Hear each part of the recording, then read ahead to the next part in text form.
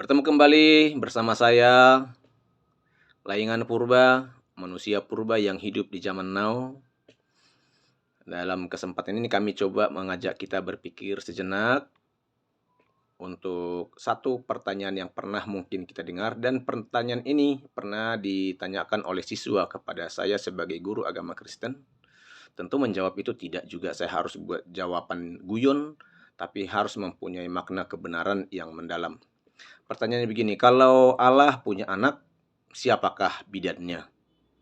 Memang pertanyaan itu mungkin dijadikan sebagai bumbu-bumbu dalam komunikasi publik seperti itu, sehingga yang mendengarnya juga mempunyai stimuli.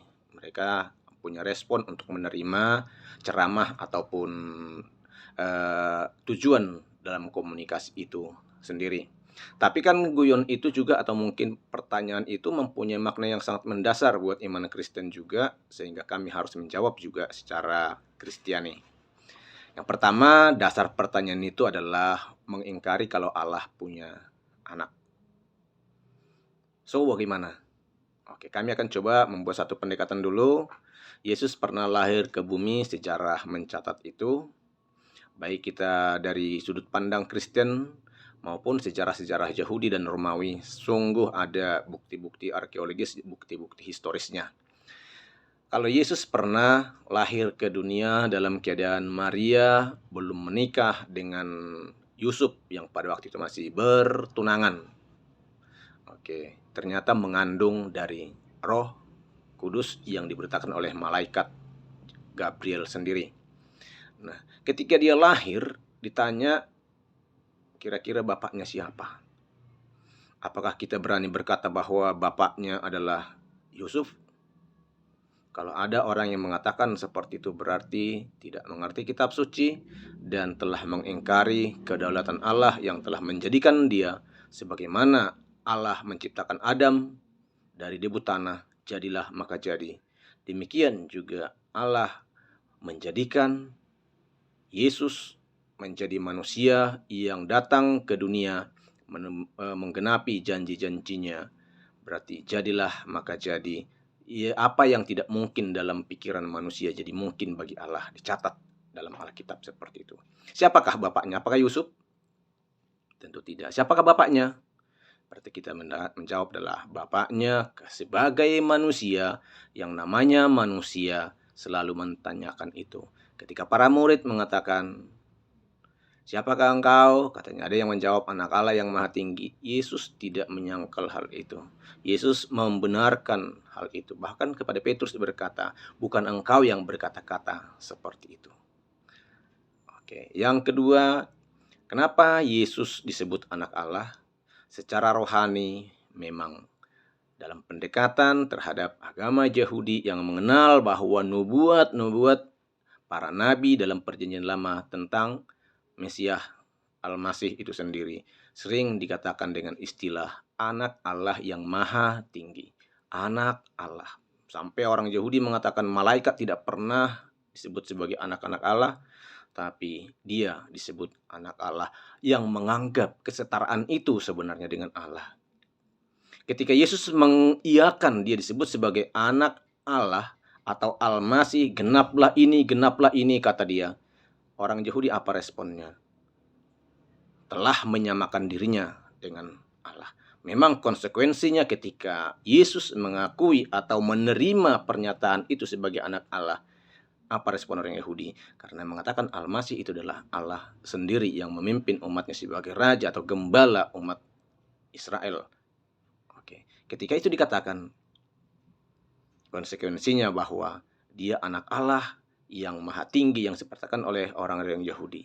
Itu secara rohani teologis, sehingga orang Yahudi tidak menerima dan menyalibkan dia, mengusir dia, menyatakan dia ajaran sesat, menyamakan diri dengan Allah katanya, disalib.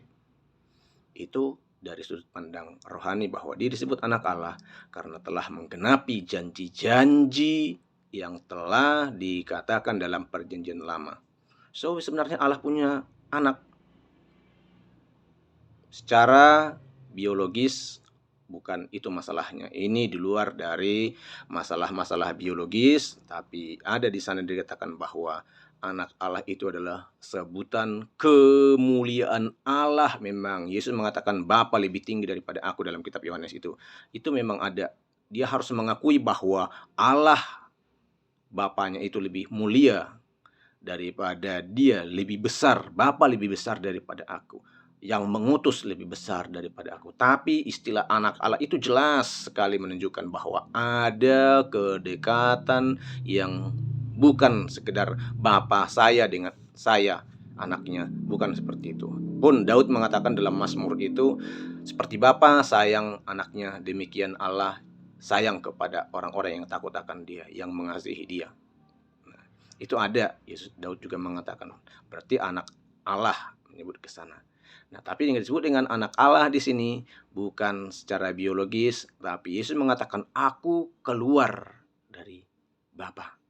Keluar dari Bapa, sehakikat dengan Bapa. Dalam Injil Yohanes jelas dikatakan, aku dan Bapa sama, menghormati Bapa sama dengan menghormati aku, menghormati aku sama dengan menghormati Bapa. Berarti tidak bisa dibuat perbedaan antara penghormatan kepada Yesus dan penghormatan kepada Allah.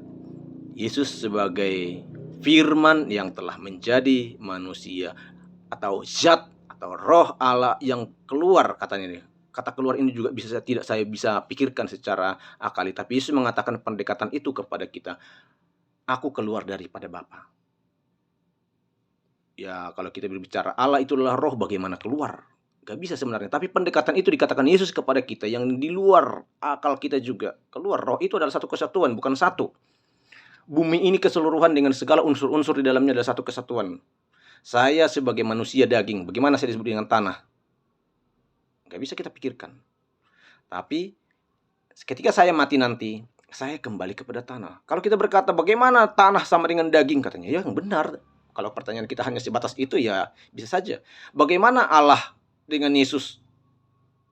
Ya, kembali lagi. Bagaimana daging saya? Daging kok tanah, katanya. Kan repot. Menjawab itu bagaimana? Ya. Tapi mari kita, bahwa satu kesatuan unsur yang ada di dunia adalah satu kesatuan bumi adanya. Kalau masalah ciptaan ini saja kita tidak bisa pikirkan, bagaimana kita mencoba memikirkan Yesus keluar dari Allah. Saya keluar dari bumi ini, tapi saya bagian dari bumi ini. Suatu saat saya menjadi bumi ini lagi, menjadi tanah lagi. Adam dibentuk dari debu tanah. Oke, mungkin pendekatan itu Yesus mengatakan dirinya keluar daripada Allah hanya membuat satu logika tidak berpikir. Sehingga sebenarnya sebelum Yesus sampai kepada sana, ada pernyataan Yesus dikatakan di sana bahwa semua kayak kiasan, semua kayak perumpamaan. Bersyukurlah engkau apabila engkau mengerti perumpamaan ini, kata Yesus kepada para muridnya. Bersyukurlah kita. Setelah Yesus mengatakan itu, bahwa muridnya itu tidak menganggap itu lagi sebagai kiasan antara hubungan Allah dengan Yesus yang menjadi manusia. Di belakang itu nanti di Yohanes pasal 16 itu baru Yesus mengatakan banyak hal yang mulai bisa diterima oleh para muridnya. Pun belum semua juga, masih kiasan. Masih kiasan. Kalau Yesus mengatakan itu sebagai kiasan, oke, Yesus sebagai anak Allah, ada mungkin juga makna kiasan yang terdapat di dalamnya, tapi makna rohaninya harus kita dapatkan. Kalau tidak, Yesus akan kita katakan sebagai manusia biasa yang tidak mempunyai nilai ilahi dalam kehidupannya. Katakan Yesus keluar dari Bapa, zatnya atau hakikatnya atau wujudnya apapun bentuknya. Kalau kita kan dunia ini punya zat, wujud, apapun bentuknya, di sana gak tahu kata apa yang bisa saya katakan. Di dunia pernah dalam bahasa Arab disebut zatnya, ada menunjukkan satu keberadaan. Nah, dalam bahasa keberadaan disebut dengan ada benda-benda padat, wujud padat, cair, gas. Ya, kalau memang wujudnya saya nggak tahu, katakan wujud ya roh. Nah, roh itu apakah satu? Tidak bisa Allah roh. Bagaimana roh itu? Di mana-mana ada, karena apalagi Allah omnipresent, dimanapun datang. Tapi bagaimana? Oke, kalau sampai sana, saya juga secara pribadi tidak mengerti. Hanya kiasan itu yang diberikan kepada saya. Tapi dalam makna rohani itu saya katakan bahwa Allah adalah Esa, adanya satu kesatuan yang tidak bisa pisahkan. Di dalamnya Yesus pernah menjadi manusia. Anak Allah, namanya manusia, berarti dia pernah lahir ke dunia, berarti ada kedekatan antara ayah dan anak, antara bapa dan anak, sehingga Yesus pernah disebut dengan anak Allah, dan sebutan itu kami gunakan sampai sekarang. Terima kasih.